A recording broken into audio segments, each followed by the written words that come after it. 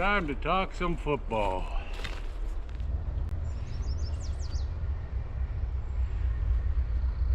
Hello folks, how's everybody doing out there today? Wish I could say I was feeling alright. Not feeling that good. Supposed to go to the lake this weekend to watch the game, but I didn't feel really up to stick close to home here. Didn't really want to go walking, but Ryder there, he says, "Come on Dale, it's game day, Betty, it's game day. Let's go for a walk." So we're out here again. Anyway, she's game day for the Riders, taking on BC at home. I thought I'd talk about the first games a little bit before I get into the matchup between the BC Lions and the Saskatchewan Roughriders. First, talk about that opening Thursday game, Bombers and Elks. That game was a lot closer than what the score indicates. The Elks are coming on, folks. Their defense is starting to play pretty good. Collaros, mind you, still the only quarterback that's making them long throws. Right on the money. Right on the money. Can't fault him for that. He even ran for a touchdown. Yeah, that's a good one. Like, if it wasn't for the fourth quarter where the Elks gave up 13 points and didn't score any, it was that's the difference in the game. But I think the big turning point of the game was in the fourth quarter there, where the Elks had stopped them. They were, Bombers were gonna have to kick the ball away, but no, that Kongbo or whatever his name is, number 3 I think he is, he goes and hits Collaros. Not really hard, but enough in the face mask, they're gonna call it. And that no more stopping them there. They give them the first down with a penalty. Talking about penalties, they got too many of them. And Winnipeg, they just seem to not be able to get called on anything. I think they got 2 penalties for 15 yards, I think. You know, anybody that's got the game recorded, just check that touchdown Collaros makes. And Jesus, one lineman, he doesn't hold his opponent, he basically tackles him. I guess it's not holding when you tackle him. But like I said, that game was a lot closer than score indicated. And Ford, I don't know, they're gonna give him another try. I would too, except for I wouldn't restrict him as much. They've got it in his head that he's got to throw the ball, and you know, he only rushed for 6 yards. Like I said, Collaros outrushed him with his one rush for 13 for the touchdown. But other than that, they stopped the run pretty good, both teams, and it was like I said, the Elks aren't going to be an easy out as last year. Like that, they're starting to play together pretty good. And like I said, I think Trey has to run the ball, even though they're saying, you know, sometimes he did have a chance that he misses the pass. That's what I'd be doing to them. But like I said, it was a closer game than what the score indicated, that's for sure. The other game between Hamilton and Montreal, that's the game I got wrong. I took Montreal, but I was expecting Bethel Thompson to have a lot better game than he did. He absolutely stunk. He never threw a ball longer than 15 yards down the field, and All the rest of them weren't even close. And Hamilton, they stopped the run on him. They couldn't run the ball, but Bo made a lot more passes downfield. Difference in the game. The only thing that really got my pissed me off was the call against Sankey. Why did they give him the misconduct penalty? It's a bloody baloney. You know, like, he's the first guy getting hit by that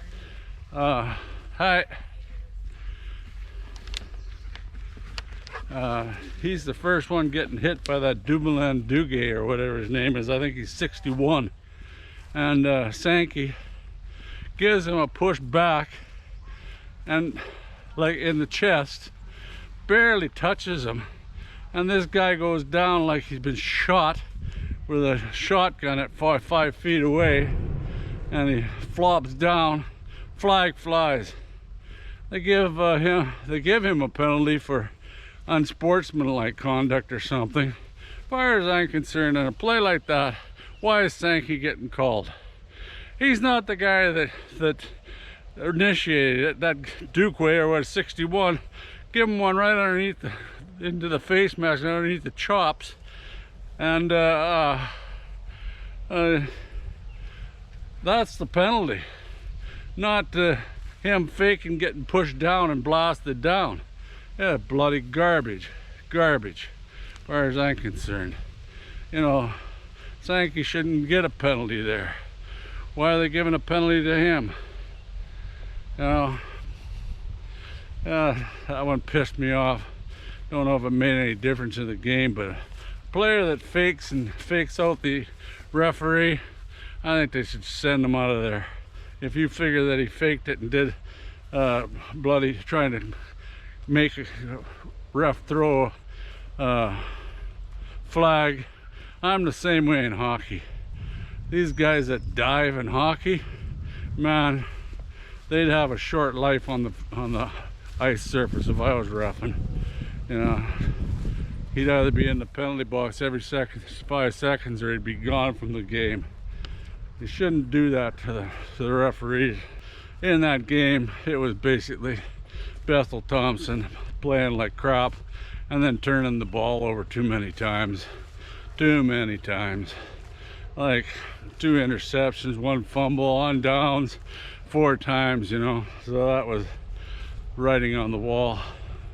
Stupid pick by me, really. I should have took Hamilton. I was gonna, but should have, would have. Anyway, we'll get on to our game now. This game, it's hard to pick again, you know. Like, I'm still picking the Riders, even if Rourke does start. But like with his injury, I think it affects how he can throw it long, you know, and probably running. So maybe it's okay if he plays, but I'd prefer Mazzoli. If he played like he did the last game for them, I predict an easy win for Riders. I would have definitely put that Chase Price in before I put Mazzoli and give him a try, because I don't think Mazzoli is your backup option. That's for sure. Not the way he played that last game. But the Riders, they don't have many changes. I don't know what happened to Sanders. It's not because of his plays off, that's for sure. He's in the injured list. I don't know if he's really injured, if that was the move or what. But because I like that Sanders, he gave good push up front there, and it relieves the defensive nose guards.